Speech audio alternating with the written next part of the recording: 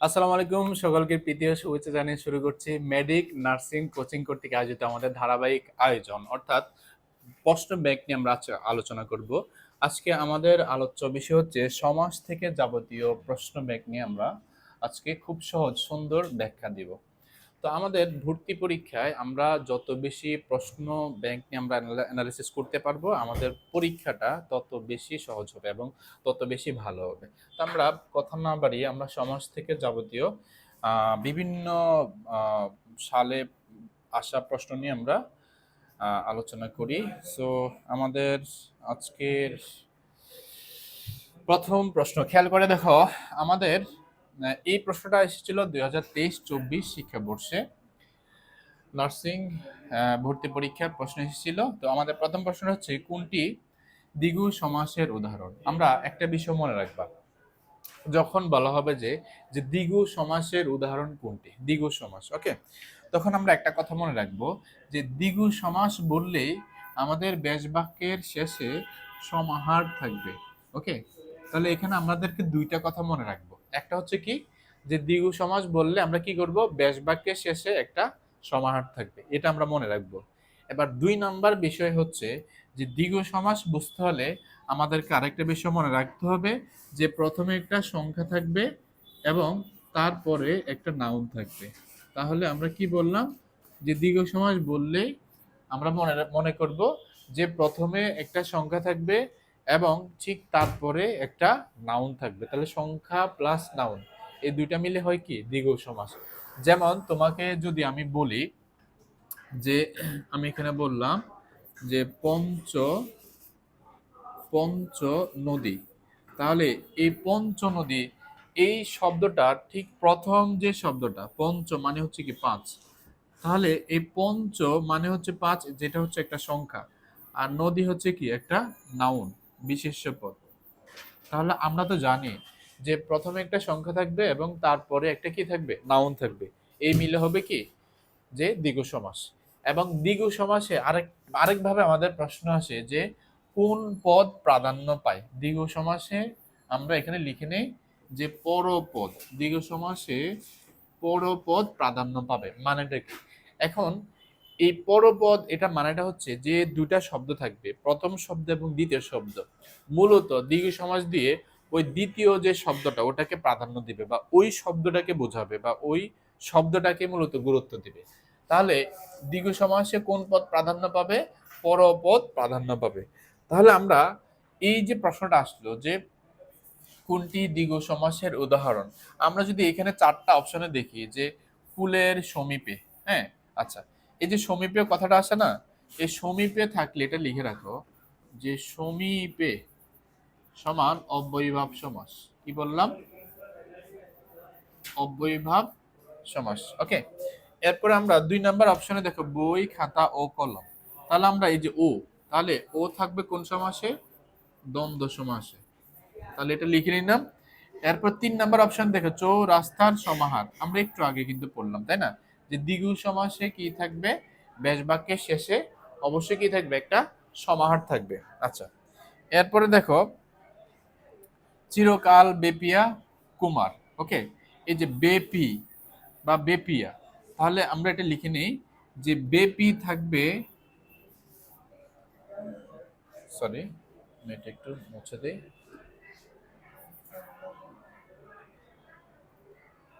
আচ্ছা, তাহলে বেপি থাকবে আমাদের দ্বিতীয়া তৎপুরুষ সমাস। তাহলে এই যে বেপি, এই ব্যাপারটা থাকবে কোথায়? দ্বিতীয়া তৎপুরুষ সমাসে, ওকে।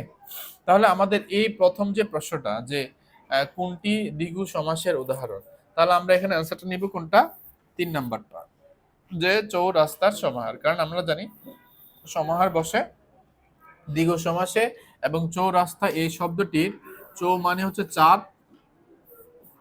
চার যেটা হচ্ছে কি একটা সংখ্যা, আর রাস্তা হচ্ছে কি, আর রাস্তা হচ্ছে একটা নাউন। তাহলে চৌরাস্তার সমাহার এটা হচ্ছে কি একটা দ্বিগু সমাস। আচ্ছা, এখন আমরা আসি যে 2 নাম্বার প্রশ্নটা, খেয়াল করে দেখো। এখানে আমাদেরকে প্রশ্নটা বলল যে এই প্রশ্নটা আসলো কোথায়, বিএসসি 24-এ আসা একটা প্রশ্ন। এখন আমরা যদি খেয়াল করি যে নদী মাতা যার, 23-24-এ আসা প্রশ্ন এটা। তো নদী মাতা যার, নদী মাতৃক, এটা কোন সমাসের উদাহরণ? ওকে, তাহলে আমরা এটা মনে রাখবো যে সমাসের বেশ বাক্যের শেষে যার বসবে, এই যে যার, এ যার বসবে বহুব্রীহি সমাসে। তাহলে আমরা এটা লিখে নেই বহুব্রীহি সমাসে। তো আমরা এটা মনে রাখবো, কি বললাম, যে বেশ বাক্যের ঠিক শেষে কি থাকবে, যার থাকবে। বেশ বাক্যের শেষে এরকম ভাবে যার থাকবে বহুব্রীহি সমাসে। আচ্ছা, এখানে আরেকটা কথা মনে রাখবা, এই যে নদী মাতৃক, মনে রাখবা শেষে মাতৃক থাকবে, শেষে কি থাকবে, মাতৃক থাকবে, এটা বহুব্রীহি সমাসে। তাহলে আমি দুইটা পয়েন্ট বললাম। হ্যাঁ, এখানে আরেকটা পয়েন্ট তোমরা মনে রাখবা যে বহুব্রীহি সমাসে এই টাইপসের আরেকভাবে কিন্তু প্রশ্ন এসে থাকে। সেটা কি, যে বহুব্রীহি সমাসে কোন পদ প্রাধান্য পায়, কোন পদ, আমরা এটা লিখে নেই, বহুব্রীহি সমাসে যে কোন পদ প্রাধান্য, কি কোন পদ প্রাধান্য পায়, এইভাবে কিন্তু একটা প্রশ্ন হয়। তো তুমি দেখবা যে এই টাইপসের প্রশ্নে আমাদের এরকম ভাবে কিন্তু অপশন থাকবে যে পূর্বপদ, হ্যাঁ, এইভাবে থাকবে যে পরপদ, এভাবে থাকবে যে অন্য পদ। তো আমরা এটা মনে রাখবো যে বহুব্রীহি সমাসে কি হবে, যে অন্য পদ প্রাধান্য পাবে। বহুব্রীহি সমাসে কি হবে, অন্য পদ প্রাধান্য পাবে। তাহলে এখন ব্যাপারটা হচ্ছে যে যে অন্য পদ প্রাধান্য যে পাবে, যে অন্য পদ বিষয়টা আবার কি, মানেটা হচ্ছে যে পূর্বপদ মানে হচ্ছে কি প্রথম যে শব্দটা, এটাকে বলা হয়। আর পরপদ মানে হচ্ছে কি দ্বিতীয় যে শব্দটা, এটাকে বলা হয়।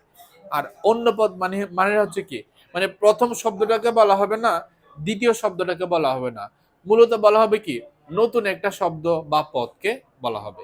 তাহলে বহুব্রীহি মানেটা হচ্ছে কি, তোমার প্রথম শব্দকেও বোঝাবে না, দ্বিতীয় শব্দকেও বোঝাবে না, মূলত বোঝাবে অন্য একটা পদকে মূলত বোঝানো হবে। তাহলে এটা আমরা মনে রাখবো, বহুব্রীহি সমাসে কোন পদ প্রাধান্য পাবে, অন্য পদ প্রাধান্য পাবে। তাহলে আমরা এটা অবশ্যই মনে রাখবো। এবার আসি 3 নাম্বার প্রশ্নে, যে দম্পতি।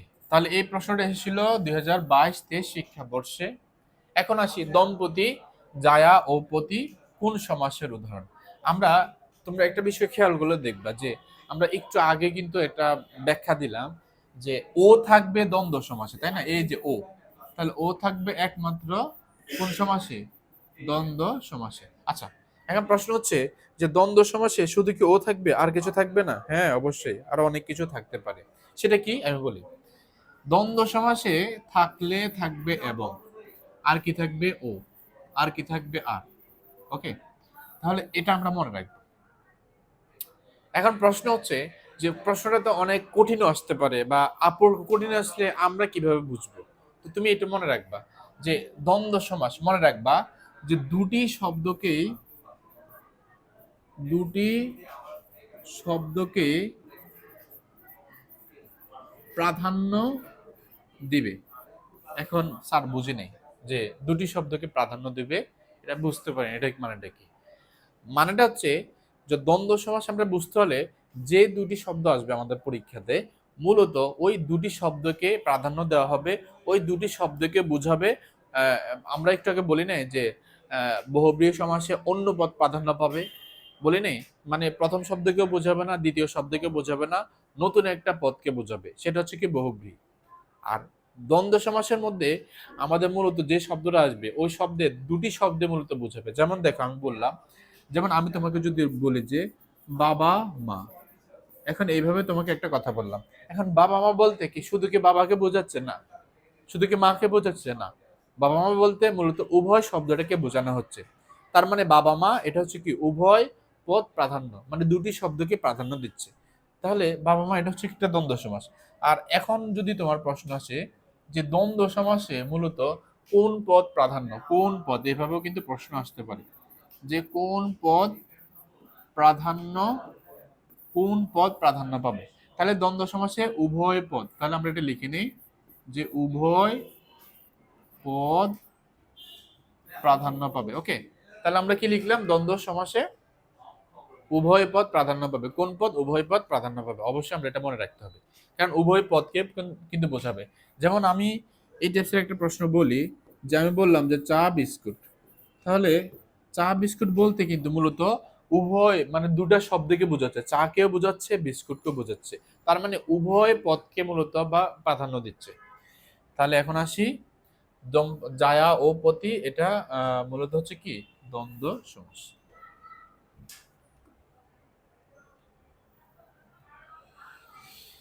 আচ্ছা, এখানে এই প্রশ্নটা আসছে 2015-তে আসা একটা প্রশ্ন, 15-16। আচ্ছা, এখানে মূলত প্রশ্নটা ছিল লাঠা লাঠি। আচ্ছা, আমি একটু লিখে দেই। এই প্রশ্নটা ছিল এরকম ভাবে, লাঠা লাঠি। আচ্ছা, তো আমাদের প্রশ্নটা আসলো যে লাঠা লাঠি কোন সমাস। ওকে, তো আমরা এখানে একটা বিষয় মনে রাখবো যে এই প্রশ্নটার মধ্যে তুমি দেখো তো এখানে হচ্ছে আ, লাঠা এখানে কি শেষে হচ্ছে আ, আর লাঠি এখানে হচ্ছে ই, তাই না? তাহলে এখন তুমি মনে রাখবা যে আ প্লাস ই। ওকে, এইভাবে মনে রাখবো। যেমন দেখো আ প্লাস ই থাকলে সেটা হবে বেতিহার বহুব্রীহি। আ প্লাস ই সমান কি বেতিহার বহুব্রীহি। বেতিহার বহুব্রীহি। আমরা কি লিখলাম? আ প্লাস ই সমান বেতিহার বহুব্রীহি। তাহলে আমি এখানে লিখলাম লাঠালাঠি। আমি বললাম ধরো এই টাইপসের আমি প্রশ্ন বললাম যে হাসা হাসি, তাহলে হাসাহাসি এই শব্দটার মধ্যে দেখো এখানে আ এখানে ই। আমি বললাম যে কানাকানি, কানাকানি, তাহলে আমরা এখানে কি পেলাম? আ এখানে ই। আমি বললাম যে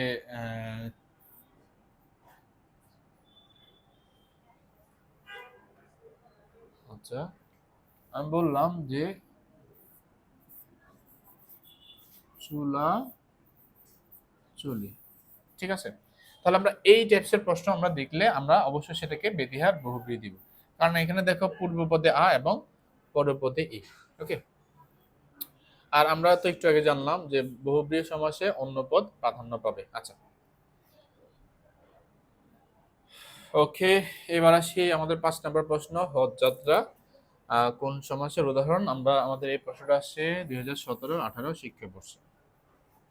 আচ্ছা, এখন তোমাদেরকে একটা কথা বলি। এখানে দেখো হজ যাত্রা, তুমি দেখো এই যে এখানে শেষে হচ্ছে কি যাত্রা, তাই না? তাহলে তুমি এটা মনে রাখবা, যদি শেষে যাত্রা থাকে, যে কোনো শব্দের শেষে যদি যাত্রা থাকে, তখন আমরা সেটাকে চতুর্থী তৎপুরুষ সমাস দিব। ওকে, তাহলে আমরা কি বললাম? শেষে কি থাকবে? যাত্রা থাকবে। ওকে, তাহলে দেখো এখন আসি যে চতুর্থী তৎপুরুষ সমাসে কি কি বসে। এই যে এখানে দেখো চতুর্থী তৎপুরুষ সমাস। এখন চতুর্থী তৎপুরুষ সমাসের ব্যাস বাক্যে কি কি বসে এটা কিন্তু আমাদেরকে জানতে হবে, কারণ এই টাইপসের প্রশ্ন কিন্তু আমাদের পরীক্ষায় এসে থাকে। যেমন আমরা লিখলাম জন্য, নিমিত্ত, নিমিত্ত, আর কি থাকে? কে। জন্য, নিমিত্ত, কে। তাহলে এই জন্য, নিমিত্ত, কে এগুলো তোমার চতুর্থী তৎপুরুষ সমাসে থাকে। তাহলে এখানে দেখো হজ যাত্রা মানে হচ্ছে কি হজের জন্য যাত্রা, তাহলে এটার ব্যাস বাক্যটা হবে হজের জন্য যাত্রা। এখানে কিন্তু ব্যাস বাক্য জানতে চাওয়া হয়নি, এখানে বলা হচ্ছে যে হজ যাত্রা কোন সমাসের উদাহরণ। ঠিক আছে, তাহলে আমরা এটা কি দিব? চতুর্থী তৎপুরুষ সমাস দেব। হজ যাত্রা এটা হচ্ছে কি চতুর্থী তৎপুরুষ সমাস। আচ্ছা, যেমন এই টাইপের প্রশ্ন আসতে পারে যে তীর্থযাত্রা, তাহলে আমরা তীর্থযাত্রাতে আমরা কি লিখতে পারি? যে তীর্থের জন্য যাত্রা, তীর্থযাত্রা, তাহলে এটাও কি একটা চতুর্থী তৎপুরুষ সমাস। ওকে, আহ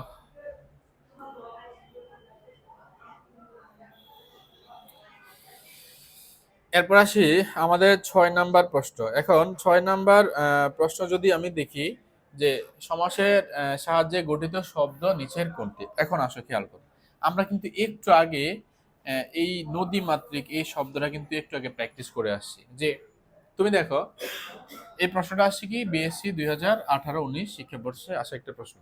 তো আমরা তো জানি যে শব্দের শেষে যদি মাতৃক থাকে, কি থাকে? মাতৃক থাকে, তখন আমরা সেটা হচ্ছে বহুব্রীহি সমাস দিব। ওকে, বহুব্রীহি সমাস দিব। কি বললাম? শব্দের শেষে মাতৃক থাকবে, আমরা সেটাকে বহুব্রীহি সমাস দিব। ওকে, এখন তুমি দেখো সমাসের সাহায্যে গঠিত শব্দ এটা আমরা কিভাবে বুঝবো? এখন তুমি দেখো এটা বুঝতে হলে মূলত ওই শব্দ থাকবে কয়টা? দুটি শব্দ থাকবে। মূলত শব্দ থাকবে দুটি। তাহলে দুটি শব্দ। তুমি খেয়াল করে দেখো, মানব একটি শব্দ, এটা হবে না। হ্যাঁ, বোনাই তো হবেই না। চাষি, এটাও তো একটি শব্দ, কিন্তু নদী মাতৃক, এখানে আবার দুইটা শব্দ। আবার আমরা এটাও জানি যে মাতৃক থাকলে বহুব্রীহি সমাস হবে, তার মানে এটা গ নাম্বার হবে, তাই না? সি নাম্বারটা হবে। তার মানে এইভাবে কিন্তু আমাদের প্র্যাকটিস করতে হবে। ওকে, এখন আসি আমাদের 7 নাম্বার প্রশ্ন। এখন এইখানে বলা হচ্ছে যে জজ সাহেব, ওকে, কোন সমাসের উদাহরণ? আচ্ছা, এখন আসো, মনে রাখবা যদি শেষে তোমার সাহেব থাকে, ওকে, কি বললাম? সাহেব, সাহেব, আমরা তখন সেটাকে কর্মধারয় সমাস দিব। ওকে, এখন আসি এই কর্মধারয় সমাসে এখান থেকে আর কি কি প্রশ্ন আসতে পারে? কর্মধারয় সমাসে মূলত, সরি,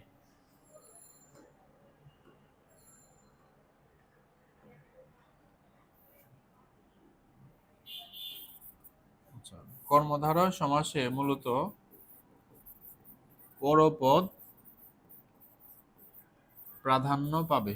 কোন পদ? পরপদ প্রাধান্য পাবে। কর্মধারয় সমাসে কি হবে? পরপদ প্রাধান্য পাবে কর্মধারয় সমাসে। ওকে, আচ্ছা, তাহলে আমরা এটা মনে রাখবো, কর্মধারয় সমাসে পরপদ প্রাধান্য পাবে। আচ্ছা, এবার আসি এই সমাসের ব্যাস বাক্যে আর কি কি বসতে পারে, এই টাইপসেরও প্রশ্ন এসে থাকে।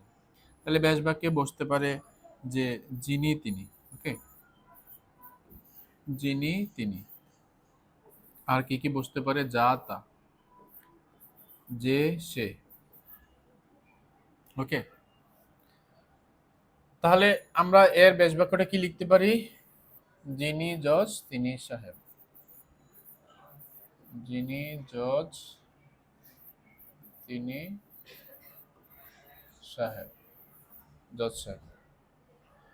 তাহলে এখানে তুমি একটা কথা মনে রাখতে পারো যে দুটি শব্দ দিয়ে একজন ব্যক্তিকে বোঝাবে, সেটা হচ্ছে কি? কর্মধারয় সমাস। তাহলে আমরা লিখে নিই, দুটি শব্দ দিয়ে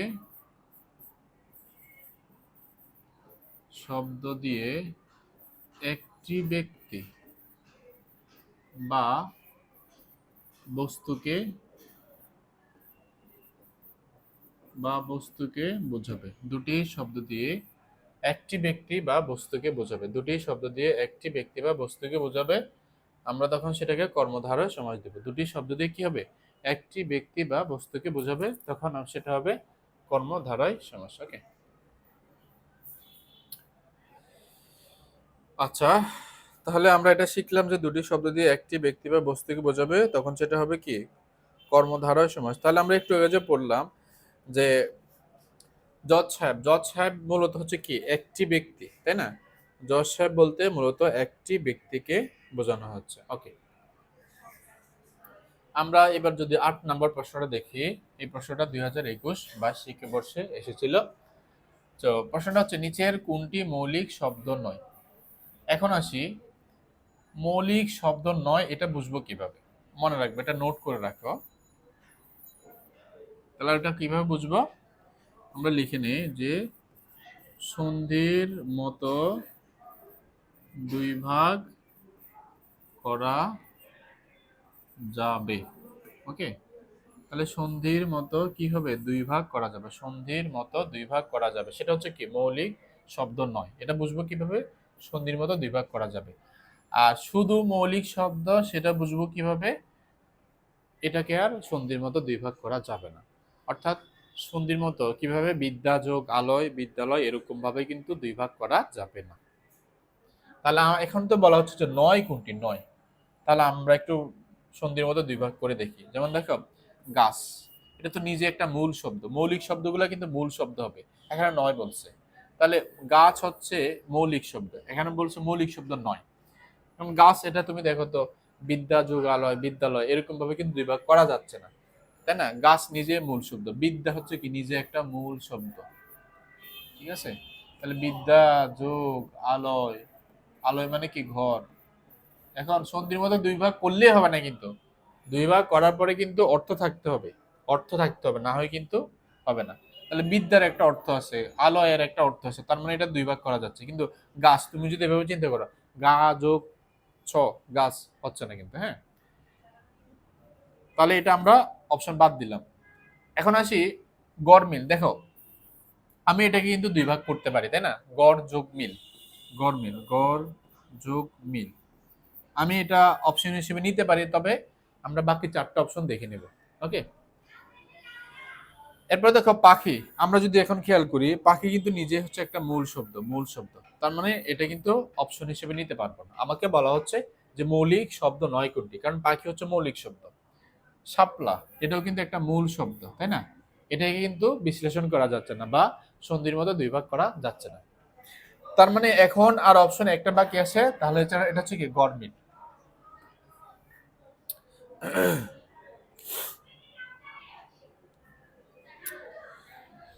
এবার আসি আমাদের সর্বশেষ প্রশ্ন। এই প্রশ্নটা 2018-19 শিক্ষাবর্ষে এসেছিল, যে নিচের কোনটি সমার্থক শব্দযোগে দ্বন্দ্ব সমাস। ওকে, দ্বন্দ্ব সমাস বলছে, আবার বলছে কি সমার্থক। সমার্থকটা কি, অর্থ কি একই রকম থাকবে, সিমিলার।